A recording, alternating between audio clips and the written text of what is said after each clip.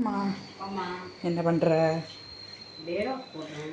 Snacks time டீயை போட்டு சாப்பிட வேண்டியது. ஓகே, இதோட ரெசிபி டக்கு டக்குன்னு சொல்லுங்கள் பார்ப்போம். டக்கு டக்குன்னுலாம் சொல்ல முடியாது.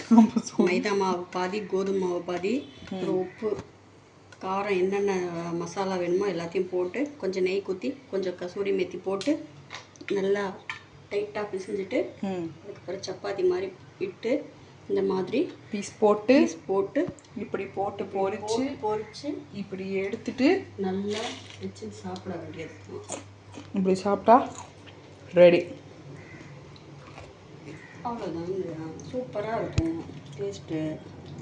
ஃபுல்லாக கோதுமை மாவுலையும் பண்ணலாம். ஃபுல்லாக கோதுமை பண்ணால் அந்த மைதா மாவை வாங்கிட்டேன். அந்த எதுக்கோ ஒன்றுத்துக்கு வாங்கினேன் அர்ஜென்ட்டுக்கு. அது யூஸ் பண்ணாத அப்படியே வச்சுருந்தேன்னா அது அப்புறம் காலாவதி ஆகிடும். பாவம் வாங்கியாச்சுல, அதை திருட்டு கொடுத்து. ஆமாம், அதனால் அதை யூஸ் பண்ணிட்டேன். அவ்வளோதான். மைதா மாவே வாங்க மாட்டேன். ரெடியா? மாவோடு சூப்பராக ரெடி. அதுக்கு இன்னும் கொஞ்சம் காரம் போடணும். போட்டேன்னா அவ்வளோதான், மாவோடு ரெடி. வருஷம் ஃபுல்லாக வச்சுக்கலாம். அவ்வளோதான். Super G. சூப்பர். பாய்.